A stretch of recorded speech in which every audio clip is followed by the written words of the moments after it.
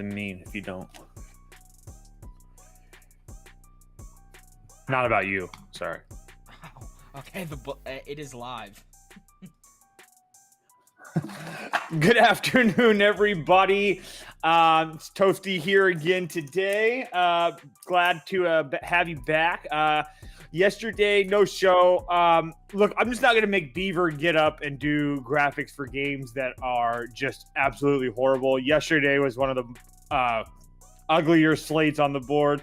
And to be dead honest, today isn't much better, but figured I'd get out here in front of everybody. Yesterday, VIP was pretty decent. I think we went 4-1 or 3-1 or whatever it was. So picked up a little bit of, probably like a little bit of a unit and change, maybe a little bit less. I will say, though, the day before that, absolutely horrible. I think I was like 1-9, minus like 4 units. Shout out to Queens for making sure that I didn't get absolutely reverse swept, but it is what it is. We've actually had a pretty decent year. A few decent games on the board here today. I've got to play on a few of these already out to the clients. So let's just get in and talk about them a little bit. This first game up, Princeton and Delaware. I'm on the Blue Hens. This line has came all the way down a whole possession. When I posted this last night, it was 8.5. It is now 6.5 now. It does give me a little bit of happiness knowing that line's moved a whole 2% or 2 points. First and foremost, shot quality. Shot quality has this score 70-69 Princeton.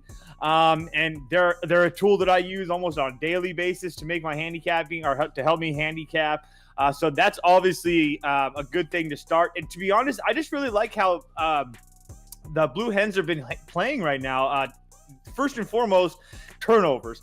The Princeton offense is going to be hard to prepare for, so you want a team that's not going to turn the ball over, so it's going to get as many chance at production on the offensive side as possible. Delaware is going to do that for us, ranked 26th in the country in turnover percentage.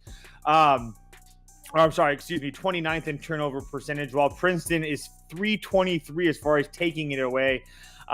Look for guys like Jameer Navis and Jared Davis to keep the Blue Hens in this game. I just think that even at 6.5, I still think that's just a little bit too many. The way that Delaware has been playing. If you take a look at who's Delaware's beaten the last 4 games, or the last 4 games they've played: Cornell, Davidson, Delaware State, Siena. All those teams pretty decent, not as good as Princeton. I will give them that, but they do have wins against Colgate, which was a game right after Duke. They didn't look good against Duke, but it's kind of hard to look good against Duke. Delaware did look good against, like I said, Colgate, Davidson. So I think, like I said, I don't think this is going to be too much of a big step in class for them. And then also experience.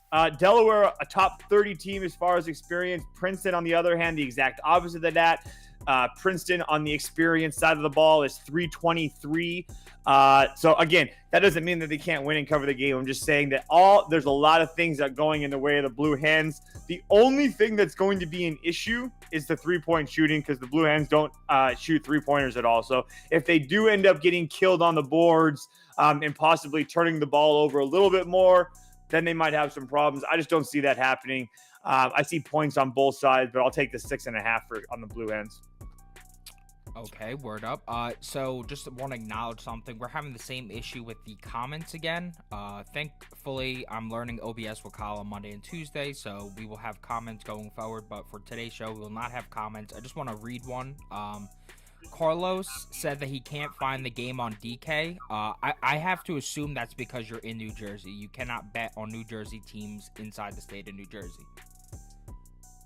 Yeah, that gets me too sometimes. Because I'll be like, oh, trying to get that. But most likely can't bet it if you're in New Jersey. If you can't find it on DK, then it's got to be there. So just keep looking. It can be hard. Trust me. I've been doing this for a long time. It doesn't get easier trying to find that game or trying to find games through most of the platforms for sure. So next, what do we got next game up, Beef? Creighton. So, okay, first and foremost, I'm pretty sure the big man Kalkbrenner is going to be back tonight. I haven't Jordan Majeski is a guy that a lot of the writers and gamblers he covers college basketball by himself. He usually has a blog post every day that lets you know the injuries and all that type of stuff. He's really ins and out. He's kind of like the Schefter or Shams of college basketball, in my head at least. Anyway, he didn't have a blog post today. He had some school things. The only reason I bring that up is because he usually has the information, or at least the up-to-date information on those guys. Kalkbrenner is an absolute huge piece for them. He's their center. He's 7'1", one of the more skilled big men in the country. Obviously, Creighton still has guys like Arthur Kaluma, Ryan Nembhard, Baylor Shireman, Trey Alexander. I mean, the list goes on and on. That said, Marquette, on the other hand, has been playing really good too. Shaka Smart has this team going both offensively and defensively. I've actually been pretty impressed with Marquette. I'm on Marquette here as the home team. Look, to be dead honest with you guys, I would probably lean Creighton just in general. But at the same time, almost like 70% of the money's on Creighton. They're just getting a lot of love today. I will say I don't love Marquette as a favorite, especially Shaka Smart. I love getting them as a dog. But at the same time, Creighton's just a little public for me here. I don't see any huge advantages with Creighton, especially if they don't have Kalkbrenner. This Marquette team has been more than serviceable. They've lost to Purdue, Mississippi State, and Wisconsin. Both Mississippi State and Wisconsin are pretty good defensively. I do not see Creighton matching up with them. And then their other loss for Marquette was Purdue. It is what it is. Purdue's pretty damn good. But let's not forget they ran Baylor off the floor here at home. That was pretty much their only other big game at home. They've had other ones against Central Michigan and LIU and whatnot. But this is a pretty big game for Marquette at home. Again, I don't love the 3.5. I would love it much more. But at the same time, I think that if Kalkbrenner does not play, I think the Marquette's got to be the side. Offensively, Marquette, 19th in the country in adjusted efficiency, 62nd on defense. Creighton, 19th on offense, 36th on defense. But Creighton does an offensive rebound a ton, especially with Kalkbrenner out. I think that could be an issue for them. Not that Marquette does a great job of rebounding either, but Marquette can score on the inside. I think that's going to be really, really bad, again, if Kalkbrenner's out. I know I keep on mentioning that kid's name, but he's very important. Very important. Kaluma and Nembhard are very good players, but they're not. Creighton is not a very deep team either. 333 as far as bench experienced either. I'm on Marquette here, guys. I don't know if it's going to be a VIP play. I don't really love the 3.5 number. But it's just really hard for me to get to Creighton here today. Next game up on the board is going to be Xavier and Georgetown, and this is gross, guys. Like, I know this is gross. It feels weird coming out of my mouth, but I do think I'm on the right side as far as like the books and stuff. There's no way this is 6.5 now. If this game is 6.5 now, I'm going to shit myself because I gave it out to clients at 11.5. Let's just take a little bit of a gander because I put those together, the graphics, about like 30 minutes ago. So let's see. Oh, it's at 10.5. I'm looking at right now. Yeah, it's 10.5. Okay, my bad. We'll update it. That's very weird. It's okay. I'm on Georgetown.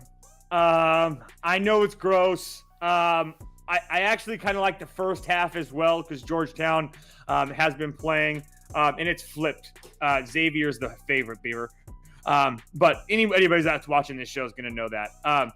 Look, Georgetown. I'm just going to read you guys what I wrote to the clients so that way I don't miss anything. First of all, yeah, like I said, I know it's gross, but hear me out. When I said in my head, and I probably said it on Twitter when I was bitching because I thought I was going to lose, I'm not laying points with Xavier again for at least a little bit of time. That was ridiculous against Cincinnati. That technical, regardless if it should have happened or not, we should not have gotten the cover. That would have been like one time if the books would have came out and said, nah, that shit ain't happening. We ain't paying you. I wouldn't even have argued. That's how ridiculous and lucky that was to cash that Xavier -2.5 tickets. But look, we're getting two teams that are opening up Big East play. Obviously, it's a lot bigger game for Georgetown than it probably is for Xavier. And Xavier's been great. They're 26th ranked offense in the country as far as efficiency. They got Sule Boom over here hitting over 50% from deep. I just don't think that lasts. Like I said, I was able to use shot quality and look these teams up. Xavier's been hitting the three ball around a little bit over 40%. Shot quality says they should be shooting technically like around 30 to 33%. So it looks like Xavier is due for regression. It doesn't mean it's necessarily coming. They're just due for regression. And then the next thing, the Hoyas should be able to at least match up in length. I mean, matchup-wise, the Hoyas 39th in the country in height. Not to mention the Hoyas offense is the top 100 in the country. They also have two very elite guards that I actually trust, and I do think they are elite in Primo Spears and Brandon Murray. I'm pretty sure everybody's going to be trying to bet Xavier some way and somehow in this spot. I'm not really there with Sean Miller and Xavier yet. Again, not that Patrick Ewing and Georgetown gives me a boatload of confidence, but this line has came down a little bit. I just don't really think that Xavier is as good as they've shown offensively. So I'm going to take the 10.5 with Georgetown and make Xavier beat me. I'm just going to make Xavier beat me. I again, call this part of it a gut play, part of it the numbers telling me to take it in a home opener. But, I just do not trust that Xavier team right now. Florida, Gulf Coast, and St. Bonaventure. Look, I'm on the Bonnies here today, and it's a pure fate of the public. Absolute pure fate of the public. I think, let me double check. These lines are like crazy, but as I pull it up right now, and this is like guesstimated, but 85% of the money is on Florida, Gulf Coast. And I don't really know if I get it. They've been playing really well. They just beat up Mercer. They lost to Florida Atlantic, who's pretty decent.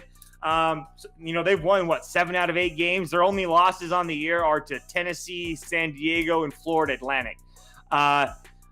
Look, St. Bonaventure, I actually really like them. I think that they're coming off of actually 5 if you count Notre Dame.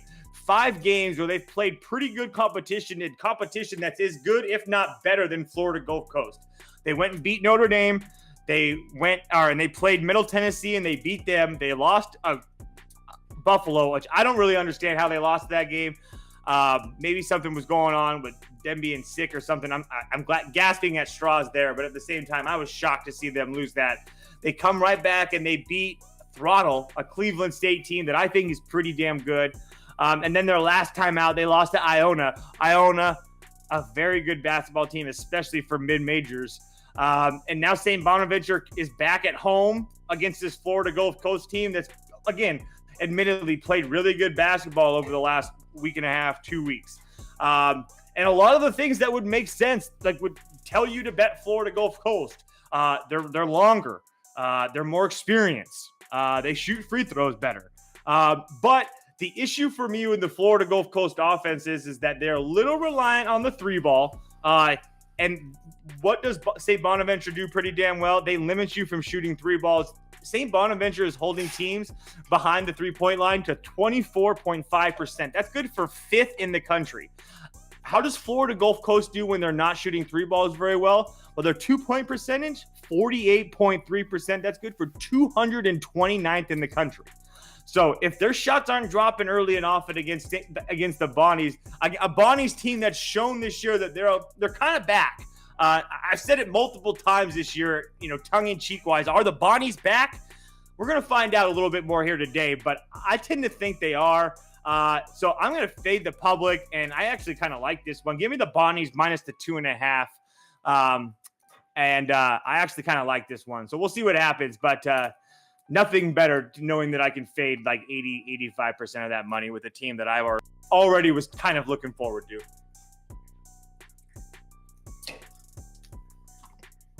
It's the boss's favorite team, Oral Roberts. I don't really have a huge play on this game.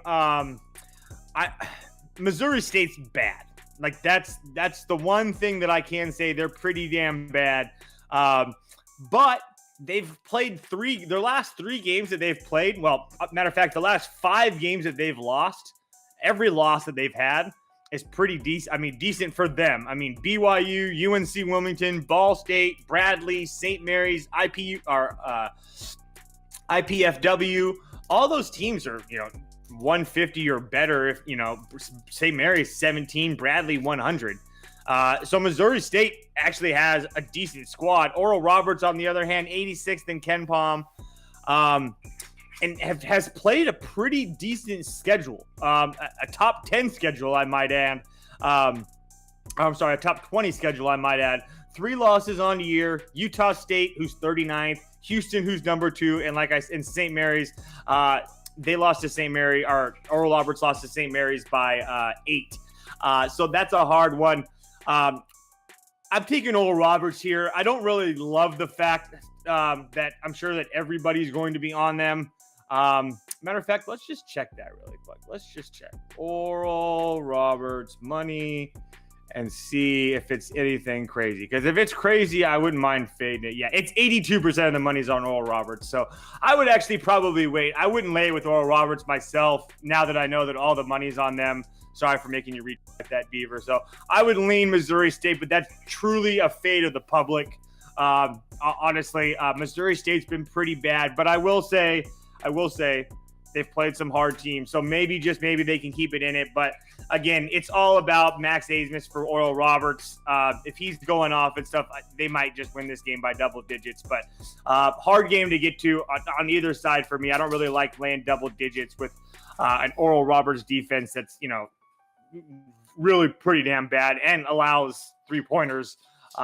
So again, unfortunately, Missouri State's not the type of team that's going to be able to get you to kill you on the 3-point range, but it is what it is. I think that's it for today.